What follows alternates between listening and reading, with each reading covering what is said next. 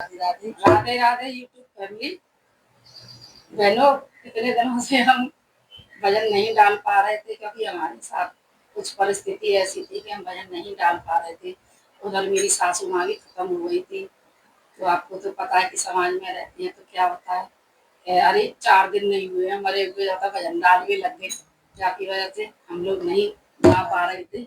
हम नौ दुर्गे लग रहे हैं, इसीलिए हमने एक भजन बनाया है। और भजन क्या है, हमारी तो खुद की ये दिल की आवाज होती है। हम भजन नहीं बनाते, लेकिन ये मेरे दिल की आवाज होती है और मैं उसी को अपने गाने में गाना बनाकर डालती हूँ यूट्यूब पर। अच्छा लगे तो लाइक करना, सब्सक्राइब करना, कमेंट करके जरूर बताना कि ये भजन कैसा लगा।